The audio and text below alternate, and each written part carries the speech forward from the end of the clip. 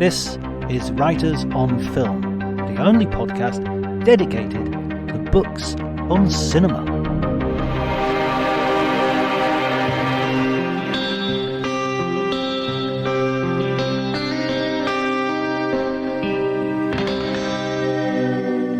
Hello everyone and welcome to Writers on Film. My name's John Bleasdale. I'm a writer and film critic.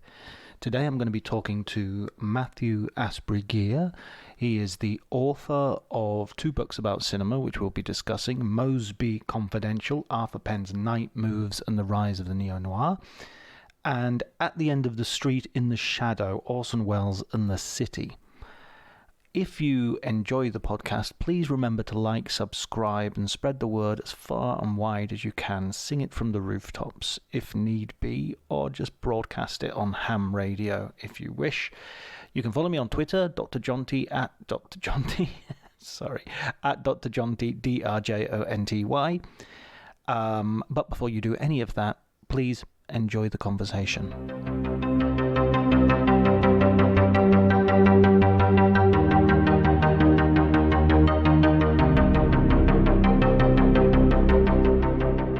Sight and Sound did a issue very recently. I'm not sure if you got the opportunity to see it, but of like hidden heroes of the film industry.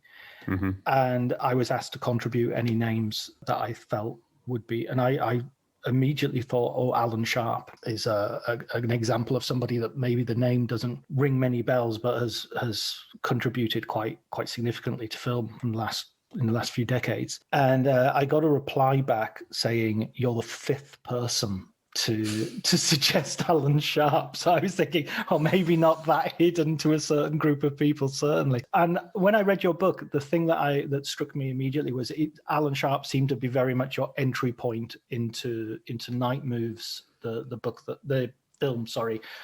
book covers.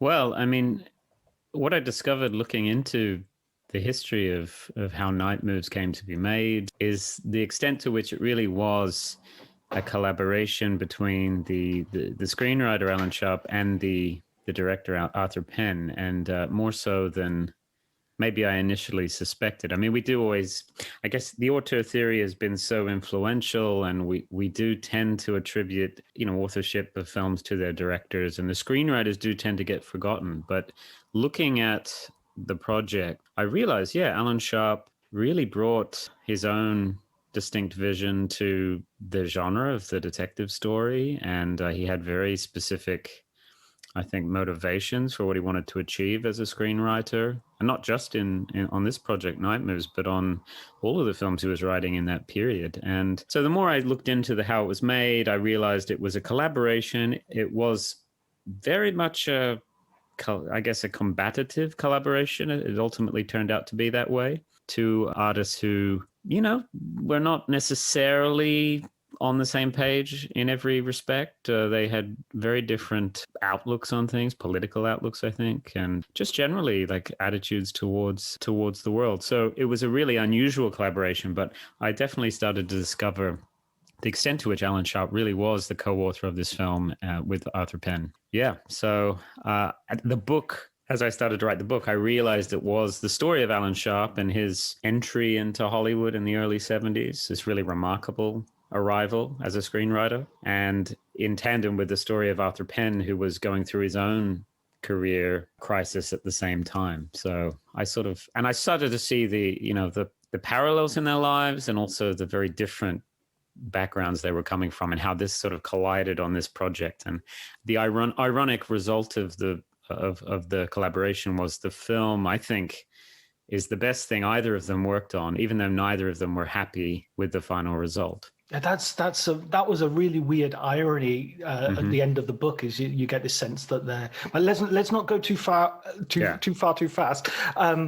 For our listeners who maybe are not familiar with this period, shall we set the scene a little bit? Sure. Who was Alan Sharp, and where does Night Moves fit in his career?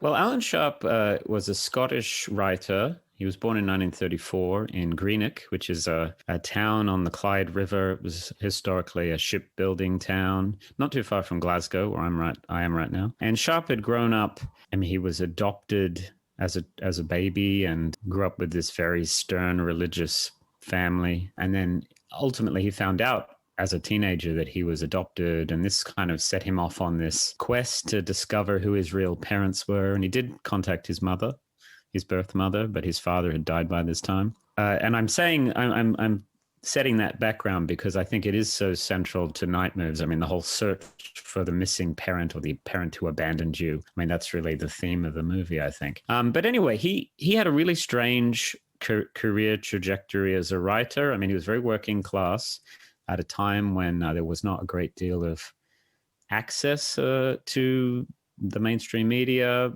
by working class people in Britain, certainly in Scotland. But he wound up actually first making his mark in British television, writing television plays and also radio plays for the BBC. And so that was his activity in the early 60s. But then he shifted his focus to writing and publishing novels. And he published 2 novels in the mid 60s. And they're very autobiographical novels about his youth in Greenock, and they're all about the town of Greenock. They're very, I mean, I'm a huge fan of his work as a screenwriter. I don't really like the novels that much. I sort of feel the novels... You give them short shrift in the book, don't you? I mean, they have their advocates, but... and they were very popular at the time they were published, which is maybe slightly unusual because they're very kind of experimental literary novels.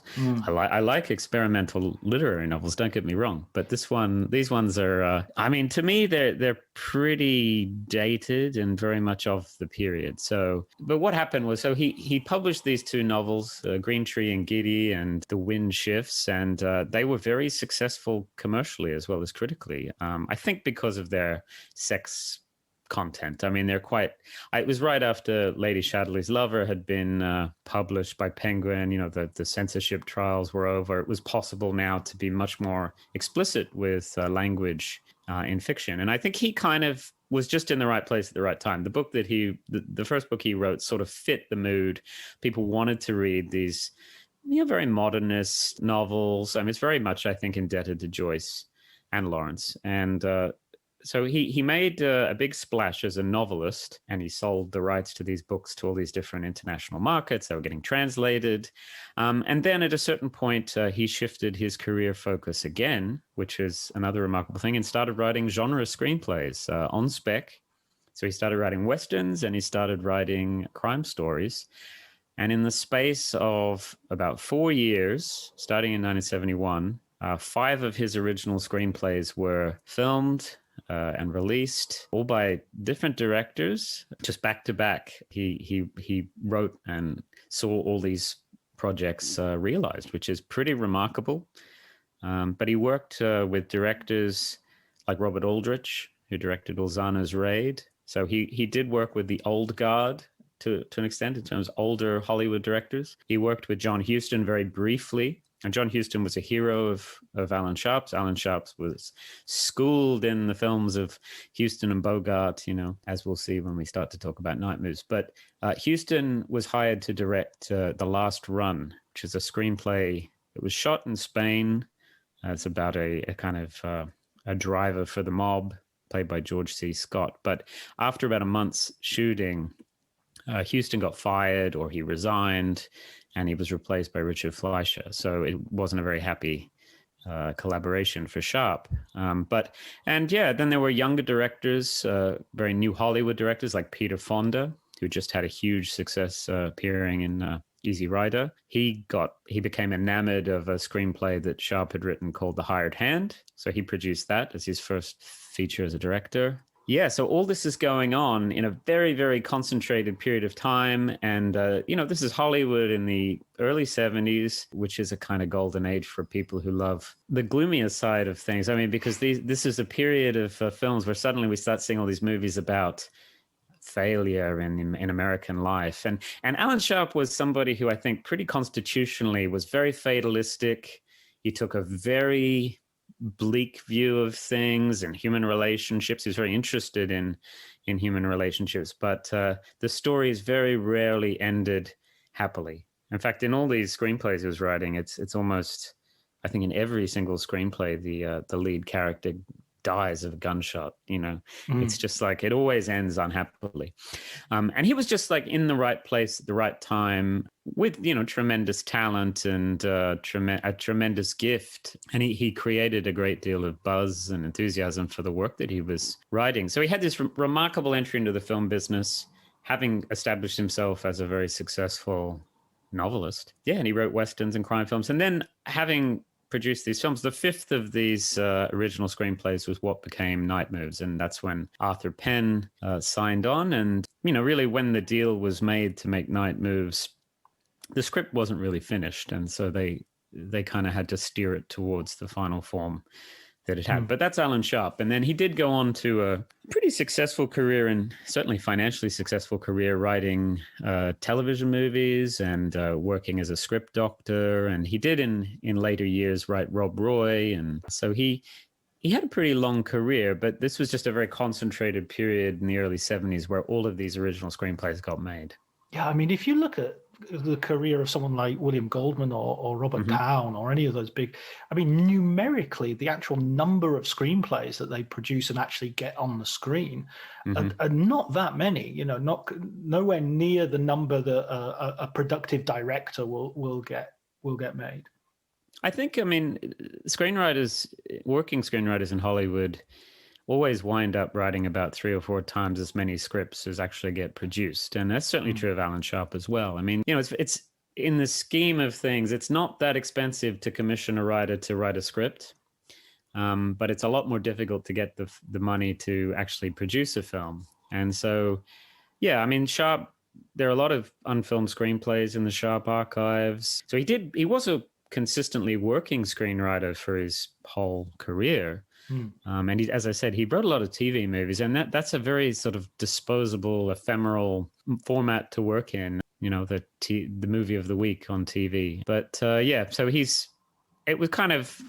did have a consistent career over a long period, but it was really the first half of the 70s where we got all these original Sharp films made. What about that shift that you sort of alluded to as well? I mean, he shifts from being a novelist to a screenwriter, which is one thing, but he doesn't write screenplays about Greenock. He writes screenplays that are aware. And I've seen Ulzana's Raid and The Hired Hand, and if nobody told you this screenwriter's a Scottish writer, you'd never guess it. They master the idiom, Well, he said, I mean, I think there's some truth in the fact that Hollywood and American culture is a pretty international culture. He'd grown up in Scotland, going to the movies all the time and seeing these Bogart films and seeing Westerns, the films of John Ford and so on.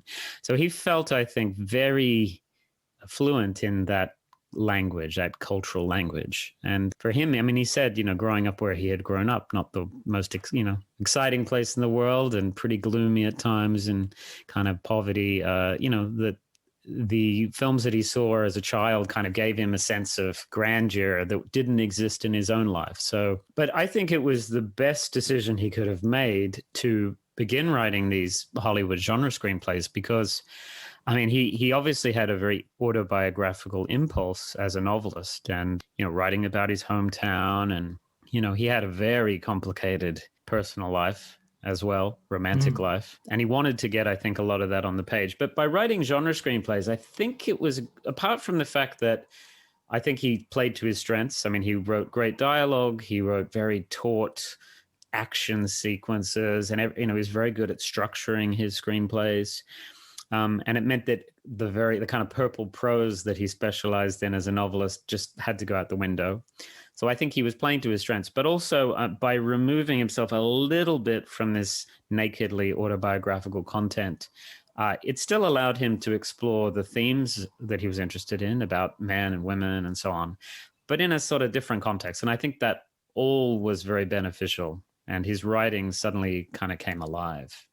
Yeah, kind of tragic masculinity, romantic masculinity, That's it. I mean, he was somebody, I think, he was very interested in masculinity. He was very interested in the limits of the male experience, and he's very interested in women. And I don't just mean romantically interested in women. He was interested in women, as people. And in fact, the when in the process of researching my book and I interviewed the actresses who'd worked on Night Moves, they were both, the two main actresses were both, they remembered being so impressed by his insight as a male writer into the female experience, and that he wrote female characters which were very unconventional for that time. So they were extremely excited to work on the project because you didn't see that type of writing for women actors too much. And so moving on to Arthur Penn, Penn at this point has already established himself as both a TV and film director, and also on Broadway, I think. He's already done Bonnie and Clyde. Before that, he did The Left-Handed Gun with Paul Newman. So where is he? At what point is he in his career now that Night Moves comes along? Well, Penn, should have been kind of at the top of the world. I mean, as you say, he'd had a career directing TV in New York, and then he'd come to Hollywood, and, he made a bunch of films in the late 50s through the 60s, but, really culminating in Bonnie and Clyde, which, was a major film in the culture. I mean, it was a very new type of film in terms of its depiction of violence, but it was an exciting film. It seemed to take on board the influence of the French New Wave, so it definitely seemed to represent a new type of film. But the thing is, actually, Penn at this particular point, that when he took on the Night Moves project, personally, according to the interviews that he gave, and he was in a very dark place. He was, I think, suffering from pretty serious depression at one point. He directed Little Big Man in 1970, which was a kind of revisionist Western with Dustin Hoffman, and I think he found that whole process very exhausting.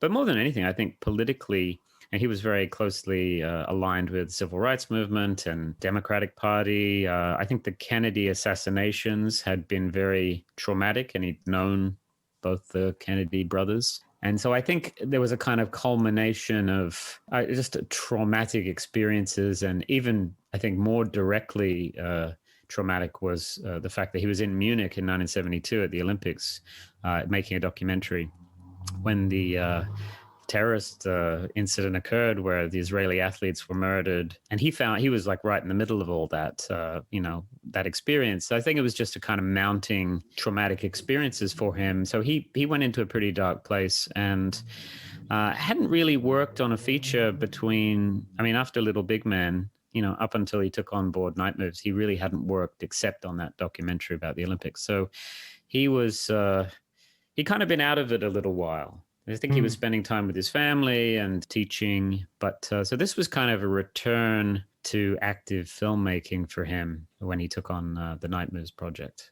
But the sort of the third figure as well that you sort of mentioned as you sort of build up at the very beginning of the book is Gene Hackman, who obviously is the star of the film. If star is the right word for someone like Gene Hackman, because he's such it seems slightly antithetical to his persona, the idea of star. How did he get on board, and how important was his contribution here?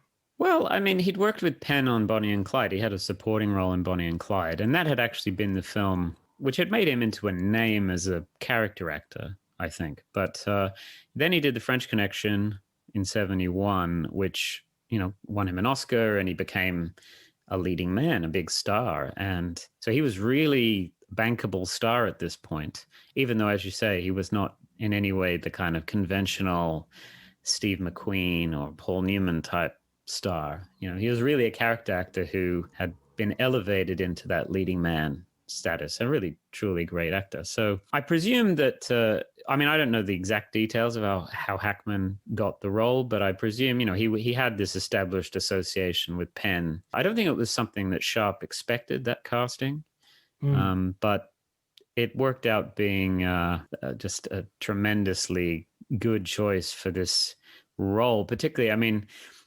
it's a character. The character in Night Moves is a kind of macho football player, somebody who very old-fashioned in his mentality in many ways, and but he's got a lot of inner turmoil, and Hackman's speciality is just he's able to communicate, I guess, a kind of emotional turmoil without having to really do anything very overt. There's just so much going on inside that's evident to the viewer, and so he was a very quiet actor in many ways, and Yeah, so it was just perfect casting, I think, for this very complicated role.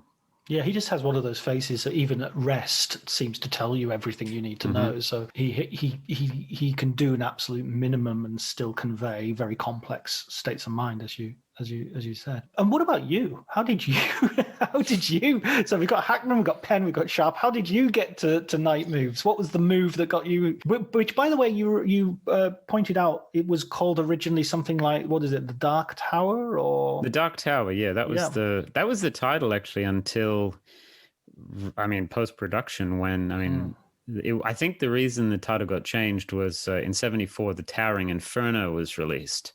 And I think it was an attempt to kind of, they didn't want any sort of name confusion involved. So they renamed it Night Moves with the pun on night. Yeah, how did I get involved? Well, I mean, I just written a book about Orson Welles, which I think we want to talk about. But, you know, having done this very big project where I had to kind of take on board the entire filmography of Welles, I thought, well, it'd be nice to do a kind of more restricted research project, like focus on one film. And Night Moves was a film that I had seen several times, and every time I saw it, I got more intrigued by it. It seemed to be more resonant. And I don't think I'm alone in that's, I guess, reaction to it. It seems to be something that kind of lingers in the memory, and you start to get I started to get a little sort of obsessed with it and try to figure out, well, exactly why is this film so compelling? But also it hadn't really been, you know, the making of the film wasn't really that well known. And the film itself was only really restricted to a cult audience,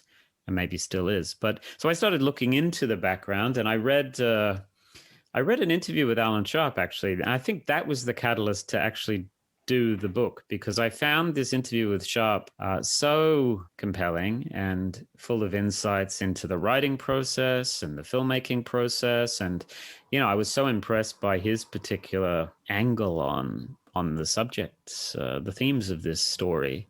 So I guess in a way the book was an attempt to kind of explore all of the provocative things that he had said and sort of take them further. So yeah, and then I also just realized it's a really good story, you know, how this film came to be made, and the weird circumstance that, you know, neither the writer nor the director were happy with the way it turned out, even if I think it's, you know, their best work on either side.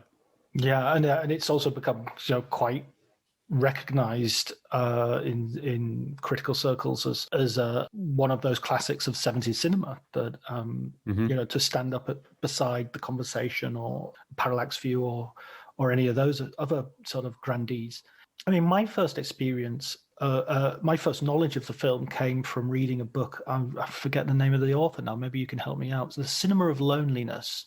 Yeah. Is it Kolker? Yeah, that's right. Yeah. And it's a survey of, I think, 6 sort of 70s directors, including Kubrick, Penn, Scorsese, and all the way through. It was, you know, I read about it before I saw it, and I read about it very much in the context of, this is an American new cinema, and it's influenced by the new wave and Mickey One and things like that. So when I actually sat down and saw it, I was primed to sort of take it seriously, I suppose. But I also just really enjoyed it as a really good piece of genre filmmaking. It is very much in line with those other films you mentioned. It's about, as you say, that's a good term to use in relation to. It's about loneliness. It's about this inability of this main character to communicate with his wife he's trying to. And yeah, there was this period when it was possible to explore these themes in a way that they didn't have to resolve in any sort of traditionally satisfactory way. And I mean, that's certainly true of Night Moves. There's a lot of unresolved questions about the film, but it is a genre film, and, you know, it was released as a genre film.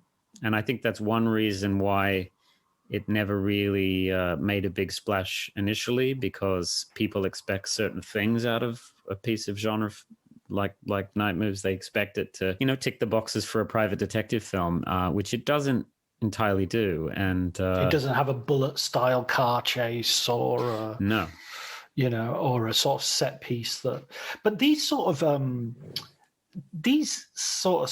detective movies seem to be really popular at the time, and not popular popular more with directors maybe than with audiences, in the sense that you mentioned as well in the book that you've got the Long Goodbye and Chinatown. I think it's a way that history concertinas as well, because we think of the 70s as extremely separate from the 40s and the 50s and film noir, but they're only, it's only 20 years separate 1970 from 1950, and it's Bogart isn't dead for that long. I think one of the things I found great in the book is you just list James Dean died this year, Marilyn Monroe this year, Humphrey Bogart was maybe the first to go. And you just sort of think, yeah, God, that's the equivalent of us losing David Bowie and, one after the other. How strange that must have been at the time as well. Yeah, I know. It wasn't that long, but not many years had passed. However, I think American sensibility had entirely changed, and culture had entirely changed in the 60s. And I mean, you look at American Graffiti, which is released in 73, and it's about 1962. And so it's a period film about only 9 years earlier. So the equivalent, we're talking in 2021. It's not, it's like what was happening back, in 2012, not much different, you would think. Maybe it was a lot different. But I think there was this sense of, America had transformed, and in every way. And there was a lot of nostalgia for the past, which was manifesting itself in a lot of films being made, like Last Picture Show and American Graffiti and The Sting and The Way We Were. And so all these films are coming out in the early 70s, either period films or films like What's Up, Doc, another Bogdanovich film, which is, screwball comedy, 30s style comedy. So it was, I think partly that was the affection that was present in that time for movies of the golden age of Hollywood was a result of television, because suddenly old movies were on TV. Like what had been a very ephemeral thing was suddenly, you can go and watch old Bogart movies again on TV. And so there was this growing fondness in the among the American public for old movies. Because they were suddenly accessible again. And the detective films that started to emerge in the 70s, really in the late 60s and into the 70s, a lot of them are kind of pastiche films. They're very, they're winking at you. Look at us do the old Bogart number. And, that some of the lesser detective films of the 70s, I think, are very much just kind of nostalgia exercises. Like Farewell, My Lovely came out around the same time as Night Moves, and with Robert Mitchum. And it's very much, it's not a bad film, but it's not anything particularly profound, because it's all about just aping the style of those movies, the visual iconography, the fedoras, the trench coats, and people obviously took a lot of pleasure. The audiences took a lot of pleasure in seeing contemporary revivals of that old style, and even seeing Robert Mitchum again. Exactly. It's Burt Lancaster would do a similar thing in Atlantic City to maybe a bit more depressing effect. Because it wasn't as if so much time had passed that those actors were not still around. I mean, most of the 40s actors were still alive and still many cases working. So it was easy to get a Mitchum to do that. There's other interesting detective films like Chinatown, which sort of starts as a pastiche of the old detective story, but then it becomes something much greater than that. I mean, I think, this is something it had in common with Night Moves and The Long Goodbye. You sort of begin the movie and it's like, okay, this is a kind of nostalgic genre exercise. Let's enjoy the pastiche qualities of this detective film. But then it actually winds up making the case that no, this genre is actually a very valid genre to explore issues in the contemporary world. I mean, obviously Chinatown's set in the 30s, but I think it is in many ways also about the era of Watergate, and so, the detective films kind of had made a comeback, and Night Moves is in the middle of that, but I don't think it satisfied the people who wanted to have a nostalgic good time. And more than anything, I think, timing is so central to the success of any film. Night Moves came out in the summer of 75. It's always, people bring up the fact that it came out within a few weeks of Jaws, and Jaws was the biggest film of all time and a very different kind of movie. But I also think the fact that it came out right around the same time as two other Gene Hackman movies, French Connection 2 came out the same summer, as did his Western Bite the Bullet. And so if you're a Gene Hackman fan and you're looking at what's on at the cinema, you have other other options. And I think Night Moves kind of just fell through the cracks. The reviews were not that great because I think it really is a film that gains so much on the second, third, or 20th viewing. And 20th in your case. Yeah, I haven't counted, but it's been a few times. I imagine. So yeah, it's one of those films that, and you mentioned also films like Parallax View and The Conversation. I think The Conversation, although it was well reviewed and did well at Cannes, that was not really celebrated as one of the great films of the period at the time. Godfather was, and Godfather 2, but a lot of the films we are now looking at more with that celebration from that period. At the time there were so many films being released and they just kind of came and went in many cases, So, and Night Moves was one of them. Yeah. My perception of The Conversation was the idea that it was kind of almost like what Coppola doing one for himself. He'd done, The Godfather for the studio, and he got The Conversation, then Godfather Part 2, and then Apocalypse Now was a sort of mix of one for himself, one for the studio. But yeah, no, I absolutely accept that. It has definitely taken a complete revaluation, I think. Not that it was ever hated, just that it was, as you say, it was just this small film, this sort of oddity. The figure of the detective kind of changes as well, and I think one of the things that's interesting with Gene Hackman in Night Moves is that, and maybe I was wondering whether this might have something to do with it not fulfilling all those generic expectations. I remember Harrison Ford criticizing Blade Runner because I play a detective who does no detecting, and sort of Gene Hackman himself in Night Moves says, I didn't solve anything. It fell on top of me. Do you think that idea of a detective as a sort of a powerful male, well, the knight of the title, as you say, sort of being reduced to this kind of victim of circumstance? I think that was Sharp's interest in writing this film, and one of the reasons why the outcome was a bit contentious between him and Penn. But Sharp, we loved Bogart films, and Bogart had, in Maltese Falcon and Big Sleep, established on screen the kind of model of the masterful detective who was a kind of macho and who was always in control of every situation and then solved the case. It's sort of like this model of the hero. I think Bogart certainly had introduced this new type of screen hero with Sam Spade in Maltese Falcon.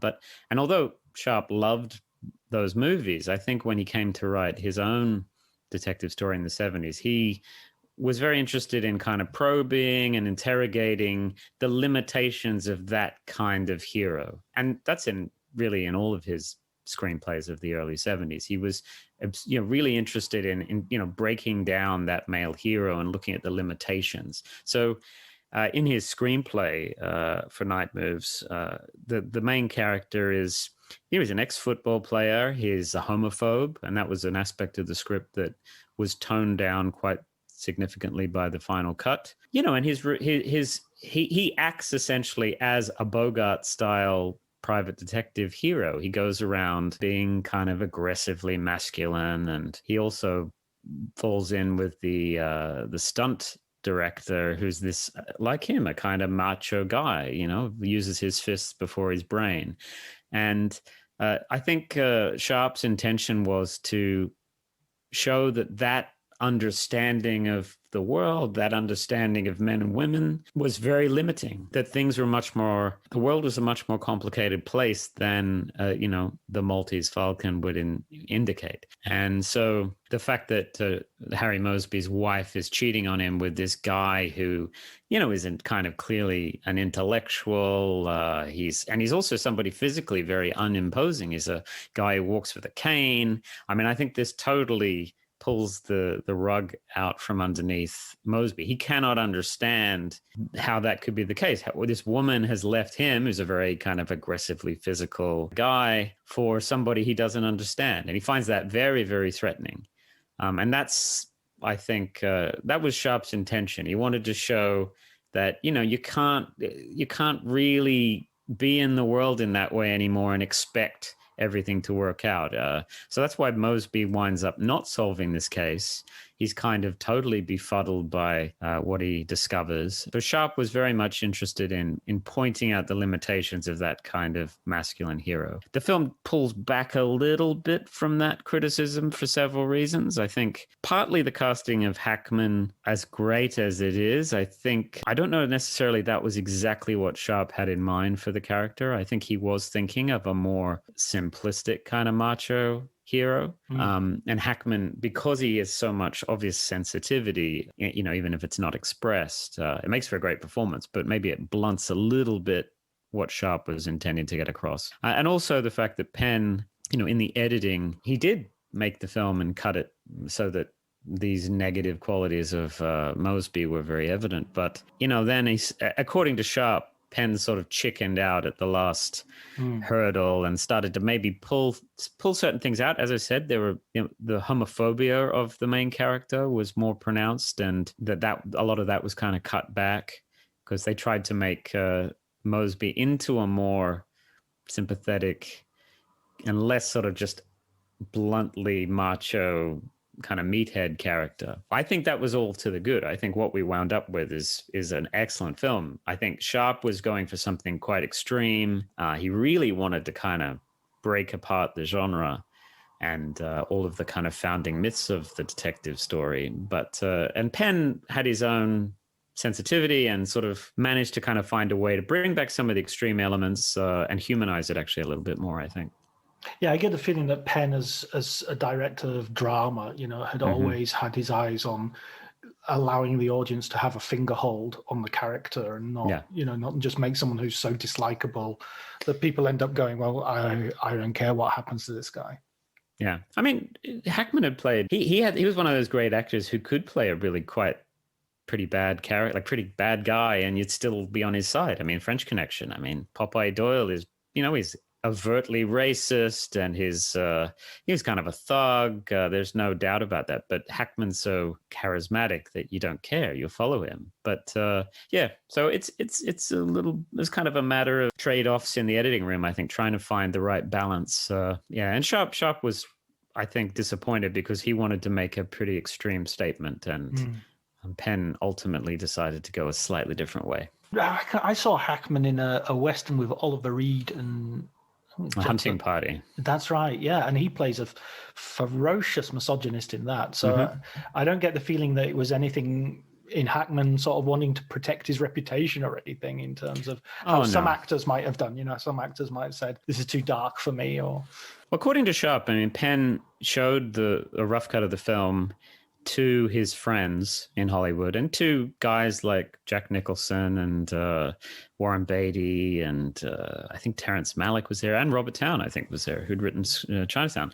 And their response was, you got to tweak this because the character's so unlikable. And Penn ultimately decided that advice was good. And this is Sharp's telling of this scenario, and Penn didn't really speak about it, the decision making. But Sharp, I think, sort of felt like Penn had gone and hung out with his macho friends, and they were all kind of offended by the film, so they told him to change it, and he kind of went along with that. But yeah, I mean, that's Sharp side of the story, and I don't know that that's the full story.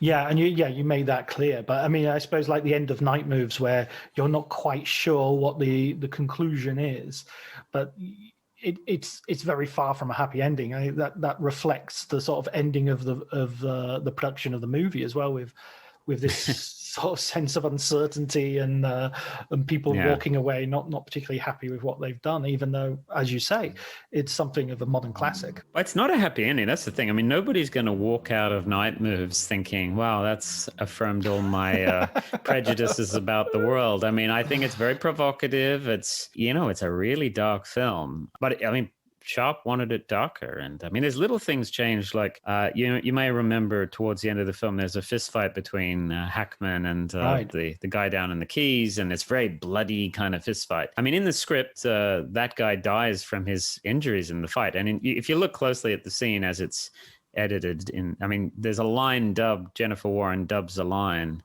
which basically says he's still breathing, he's okay. And in the film, the original idea was that this guy died from that. But clearly in the editing room, they're like, oh, this is so... Can't we just like have him injured and just lying there unconscious? Because it's just unrelentingly horrible. He's beaten a man to death. Yeah. And the man isn't the main villain, No. So, yeah, there's lots of little things like that. And I think it's actually really well done, this last minute surgery. I mean, and that's probably due to the expertise of Dee Dee Allen, who was the editor, such a brilliant collaborator for Penn. It shows you how you cut one line here and there, and it does transform the meaning of the film, or it transforms how we understand a character. Yeah, there was a lot of ADR done on Once Upon a Time in America as well, the infamous sort of police academy cut that they made of the film.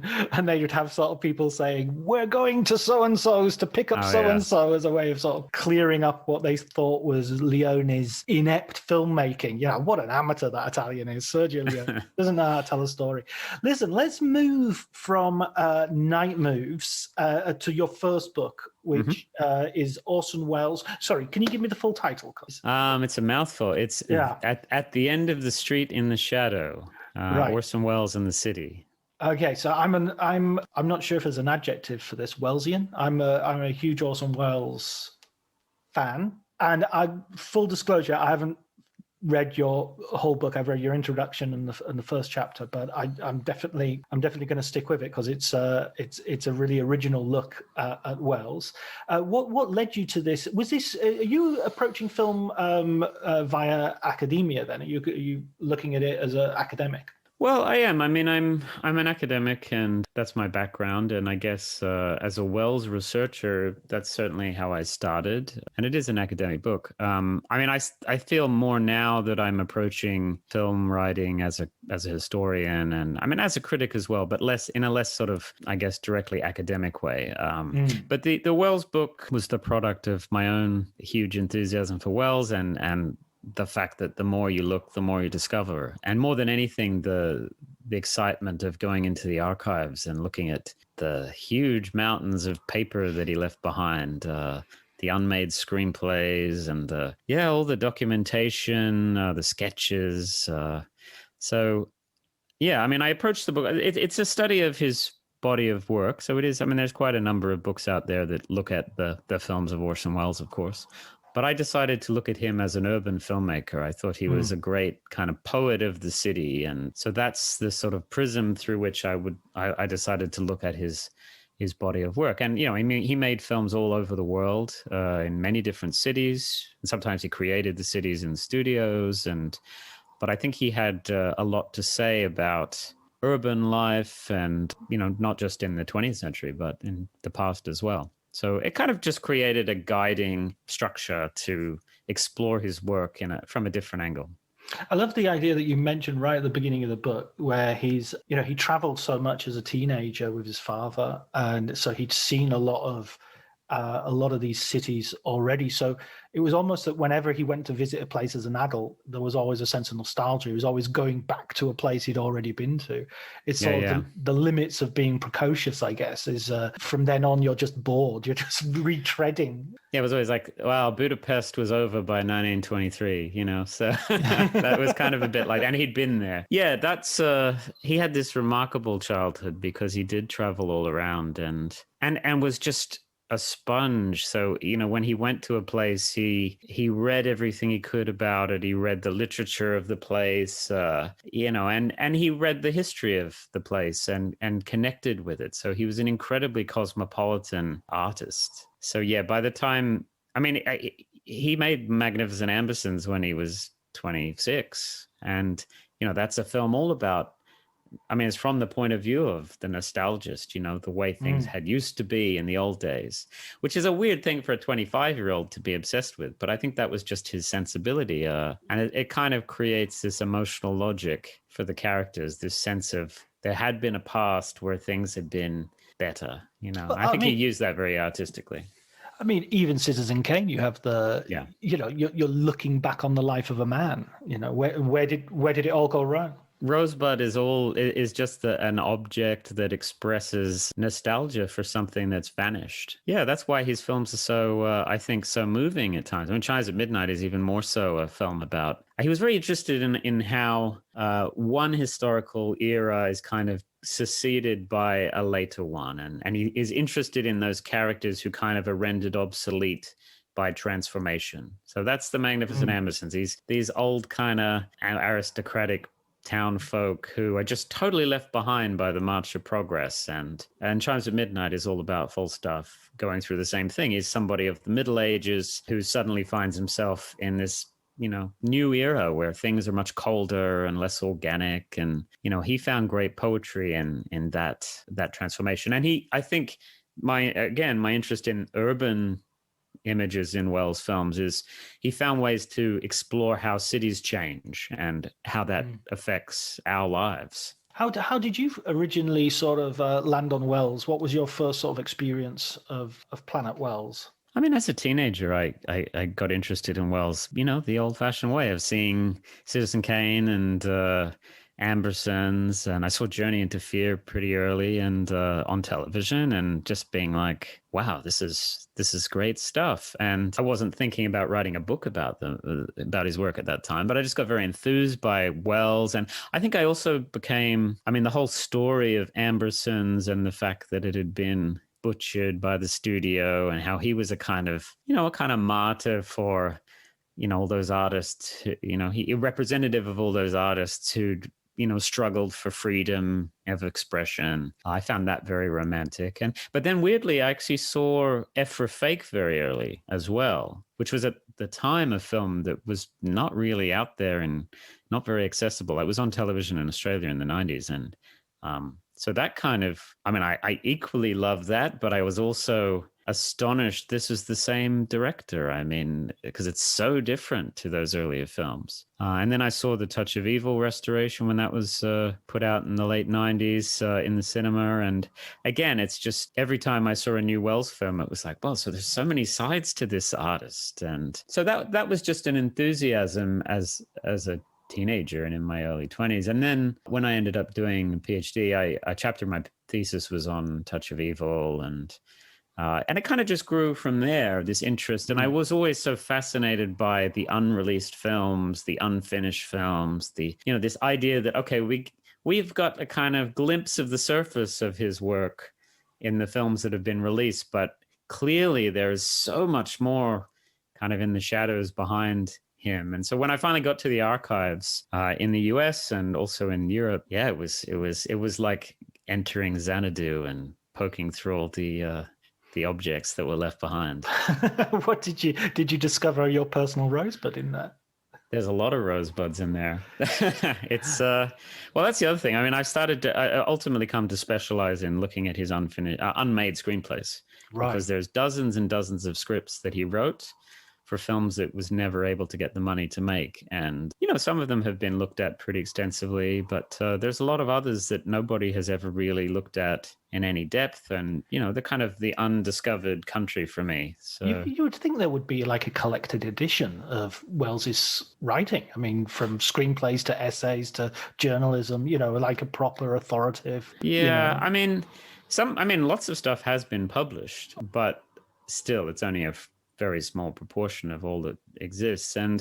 But there's lots of practical challenges to that. Firstly, legal issues. Ownership of some of these screenplays, is pretty questionable. And there's been some unmade screenplays have been published. The Big Brass Ring was published, and Cradle Will Rock. But there's lots and lots of stuff there. I think we're going to get a steady stream of Wells material appearing for the foreseeable future, because the interest is clearly just growing more and more, and there's no shortage of it. I talked to Mark Cousins a couple of years ago when he released his documentary, The Eyes of Orson Welles, and he was kind of saying that there was a period where there was a sort of dip in interest in Welles, that it was sort of maybe the propaganda that he sort of wasted his talent and was kind of winning. And it became almost fashionable to sort of disparage his work. But then it's, the backlash to the backlash has arrived, and yeah, we had his documentary. We've had The Other Side of the Wind was released, and is on Netflix at the moment. What did you think of that, by the way? What did you think of The Other Side of the Wind? I'm extremely happy that this happened because, anybody who's been into Wells for years, this has been this sort of legend. So firstly, just to say the fact that it actually was achieved, I think is remarkable considering all of the challenges of that. But looking at it as a film, I mean, I've watched it quite a lot of times. I've seen it quite a lot of times lately because I'm teaching Wells at the moment online, and so I have to keep coming back to these films. And the more I see The Other Side of the Wind, it makes sense in the context of Wells' body of work, and it really was a missing piece, I think. I have my quibbles with certain aspects of how it was put together. I think it's a little bit too long. I think 10 minutes could be taken out of it. I won't speculate on what Wells would have done because you can't really know. But I honestly think it's a real great achievement that this occurred, and I think it's a really, I don't know if I'll say a great film on par with the best of his work, but I certainly think it's a very worthy addition to the filmography. So I was just ecstatic that this got done, and I think the intentions of the people who reconstructed it were very honorable. So yeah. I had the opportunity to watch it at Venice when it was premiered. Wow. You could imagine the trepidation in that screening room because there were, it was a risky business. It's, is this going to actually detract from his reputation rather than? And I was just very pleased that it was recognizably a film, and I don't think that was a given because I've seen a lot of sort of, as you say, a lot of for instance, there's a new sort of documentary called Hopper Wells. I'm not sure if you've had the opportunity to see that. Yeah. Whereas I think that is kind of not really a film, if you know what I mean. It's you're kind of watching B-roll, and it's fascinating and interesting. And for the completist, yes, definitely watch it. But if somebody's sitting down and they don't know much about the context or anything like that, it's just not a film in that sense, I don't think.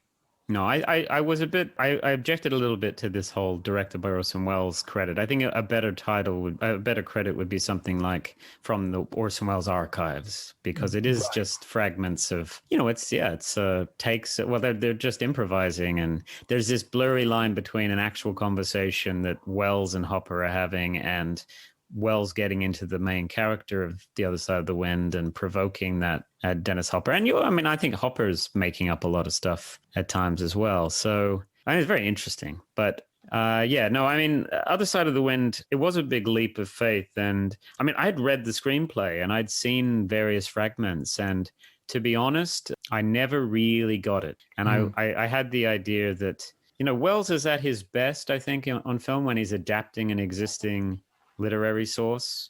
I think he was just so masterful at writing adaptations of existing works. But his original scripts, there's not too many of them. Mr. Arkadin was an original script. Big Brass Ring was. But there's not too many of them. And I don't really think that was his best mode, because I think there's certain dramatic failings or limitations to his own original scripts. Even Citizen Kane was obviously a collaborative work. I think he worked really well when he had to rewrite something. No, wait a second. Citizen Kane was written entirely by Mank. Entirely by Mank, according to... That's what they say.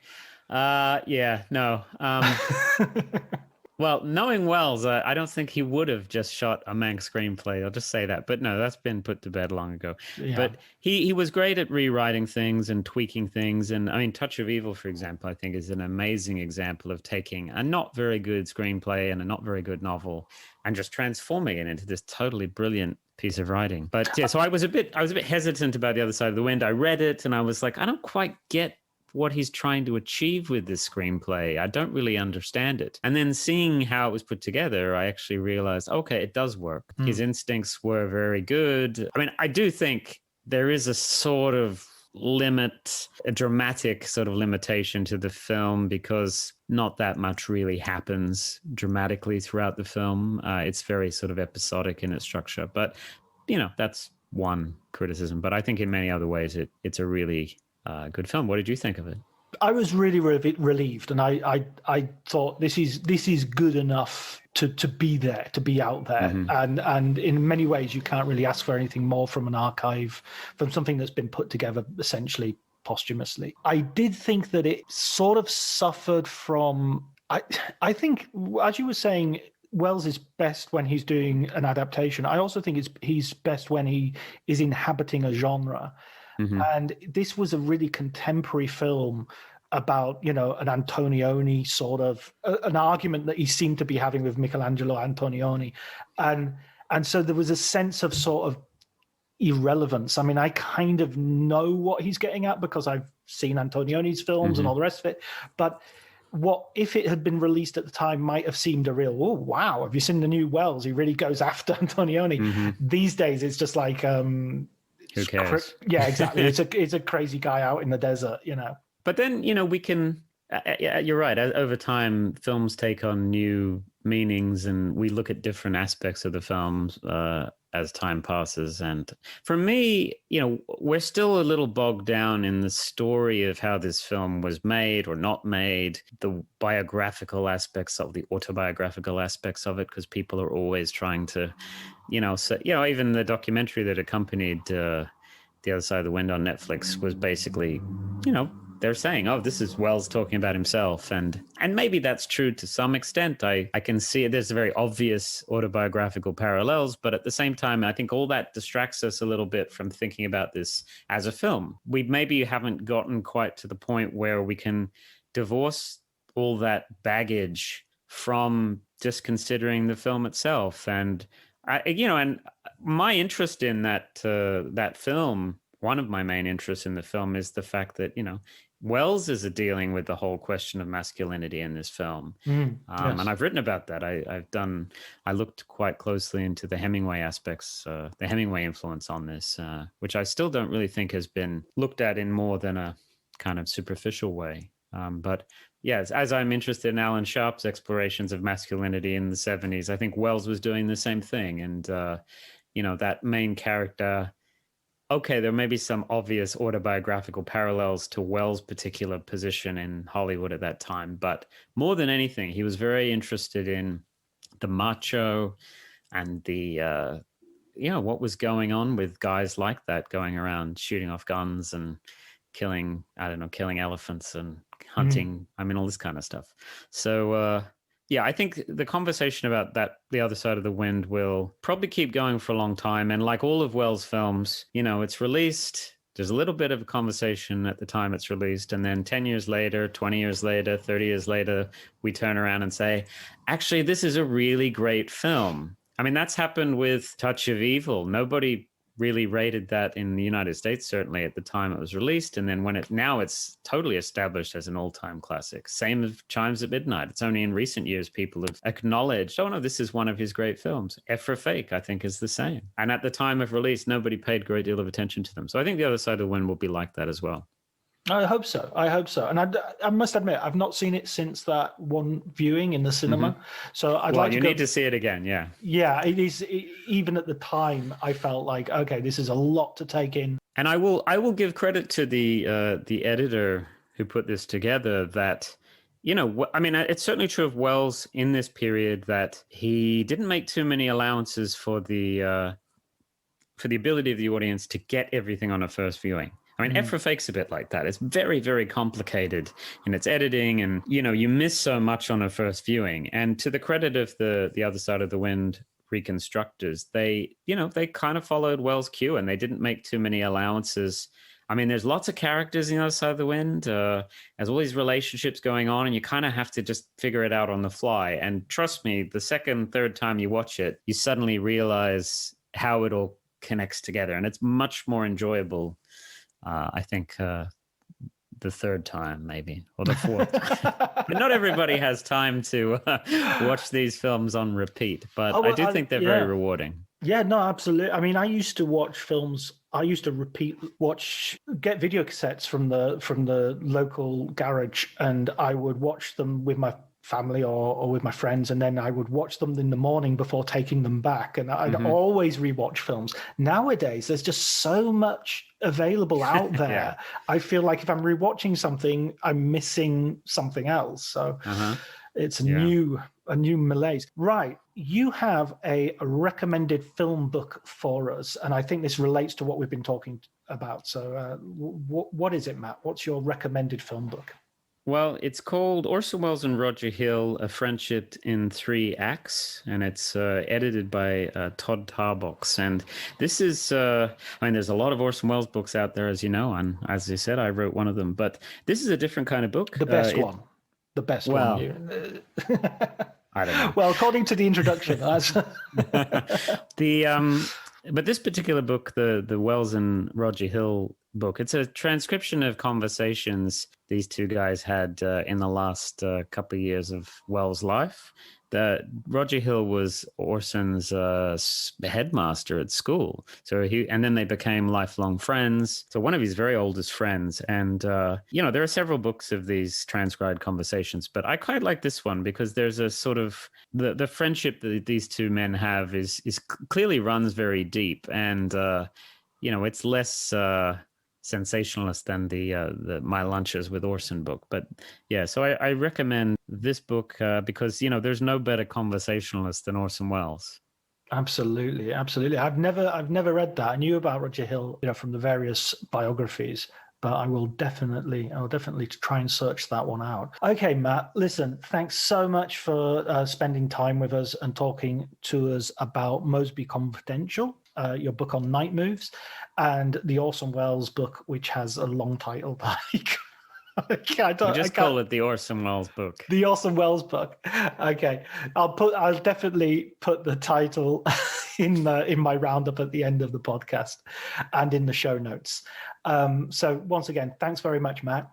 No, my pleasure, John. Thanks. Great to talk to you.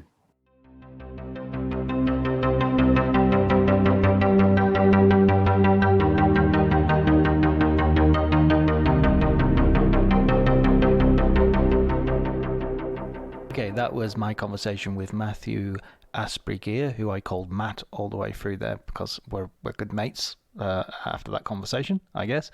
The title of the Orson Welles book, the full title of the Orson Welles book, was At the End of the Street in the Shadow, Orson Welles and the City. His book about Alan Sharp, Arthur Penn, Gene Hackman, and Night Moves is called Mosby Confidential, Arthur Penn's Night Moves and the Rise of the Neo-Noir. And both of those books come highly recommended. And his recommended film book was Conversations between Orson Welles and Rich Hall, I want to say, the name of his headmaster at school. I can't remember it exactly now. Okay, wait a second. I'm going to stop the recording and then look it up. No, it was called Orson Welles and Roger Hill, A Friendship in 3 Acts. Okay, so that's the recommended book. Thanks go to Ellie Atkins for the music, Ali Harwood, who helps out with the art. Thank you also all for listening, and until next week, please take care.